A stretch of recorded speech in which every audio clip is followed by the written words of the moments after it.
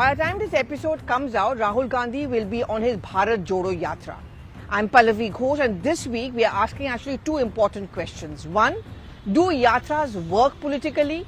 And second, for a party which is at its lowest and Rahul Gandhi's ratings are really low, will Bharat Jodo Yatra actually finally launch him and it's going to help his political career?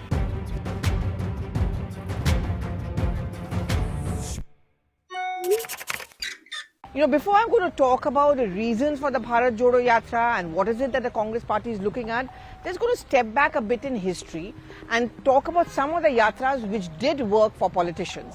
Of course, the first and the biggest yatra of them all was the Dandi March by Mahatma Gandhi, and we know how it unraveled and also charged up this entire momentum against the British and worked for the India's freedom struggle.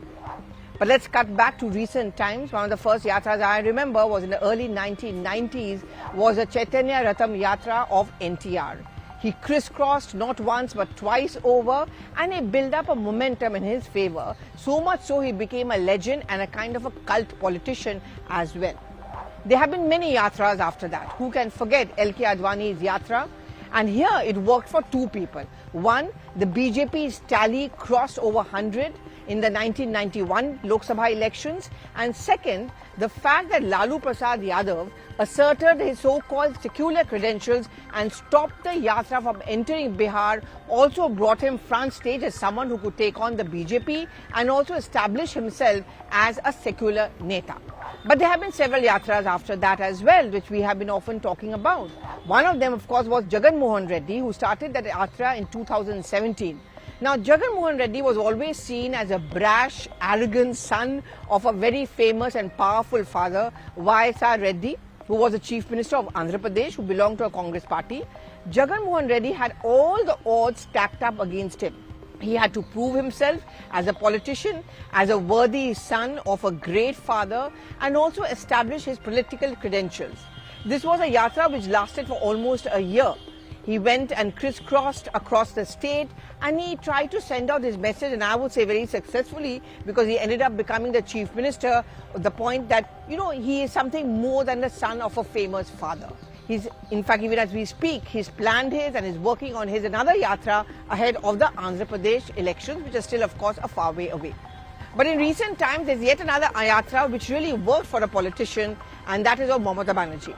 I'm sure all of you have seen those pictures. In a Hawaii choti, wearing a crumpled cotton sari, walking very briskly to Shingur and Nondigram. She actually helped her in unseating the left, because who would have thought in West Bengal that for decades old left Raj would actually be unseated by this woman who perhaps was only known at best as someone who had left the Congress party to form the Trinamool Congress. Well, this yatra helped her to connect with the people, to establish herself. And therefore, till today, she is remembered as someone who walked that entire mile through Shingur and Nandigram.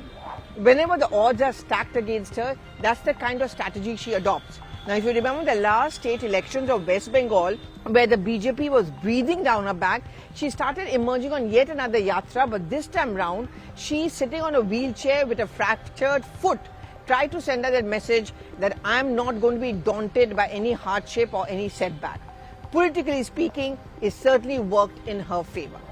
There have been several yatras which politicians have often taken. If you remember Digvijay Singh, at a time when his stocks were low, where he was often accused of actually being responsible for the fall of the Congress government in Madhya Pradesh, he set out on his Narmada Yatra, which was again crisscrossing through the difficult terrains of Madhya Pradesh. He, surrounded by his supporters, going through the villages, roughing it out, and that rose his stock. And this is interesting because that's also one of the reasons why he was made the chairperson of the agitation committee, which was put up by Priyanka Gandhi Vadra in the Congress party, which means he would become the face of the strategy of any agitations or any campaigns. And today, he's certainly one of the main faces of the Bharat Jodo Yatra. So let's come back to recent time, from where I began from the importance of the Bharat Jodo Yatra. I remember I travelled with Rahul Gandhi when he first entered active politics, and at that point of time it was called a Discovery of India Yatra, very casually and unofficially. He began from Odisha, he went across the state to the Naxal infected parts, to the tribal belt, and also in those areas where Rajiv Gandhi still had a lot of resonance. It helped him because for many who did not even know what Rahul Gandhi was all about, he was seen as a famous grandson or a son of a famous father and a grandmother. Many people in Odisha actually got to see and hear Rahul Gandhi at very close contact. It helps the Congress party because in Orissa, in large bunch of pockets, there in any case is a kind of affinity for the Congress party. But that Discovery of India Yatra stopped after that. Rahul Gandhi soon earned a tag of a disappearing politician who was there in flashes, who comes out and make big statements here, there, today and gone tomorrow. And therefore, this was a suggestion which many leaders in the Congress party would make to Rahul Gandhi in private, that you really need to crisscross. See, even one of the biggest fans of Rahul Gandhi accepts the fact that he perhaps is not such a great orator, especially since he's pitted opposite people like say Arvind Kejriwal or say the Prime Minister Narendra Modi. But in a personal to personal connect, he has that charisma, he's able to connect. So why not actually embark on a yatra where he's able to meet the people and talk to them personally at an impersonal level. You know, it really worked for him in terms of his image. I remember the last Lok Sabha elections, we saw him diving into a sea and, you know, for example, cooking with the villagers. It did not help him politically, but actually it gained a lot of traction.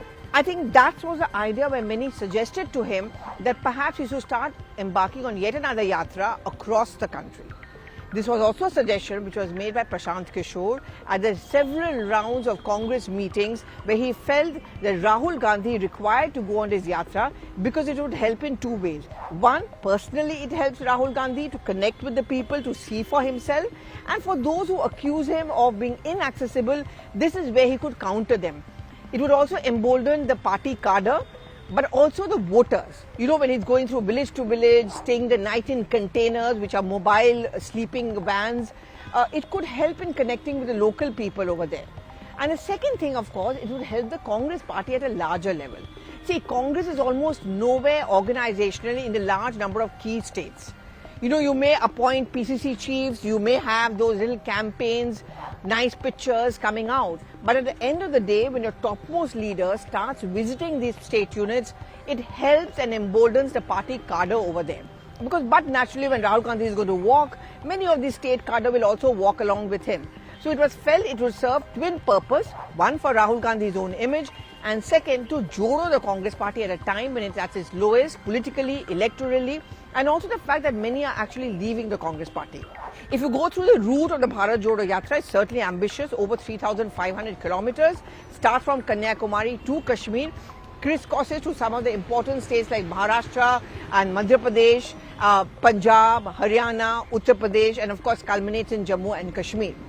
Coming back to the original question, whether it's going to help the yatra, well, whether it's going to help Rahul Gandhi, well, interestingly, bang in the middle of the yatra are going to be two important state elections, Gujarat and Himachal.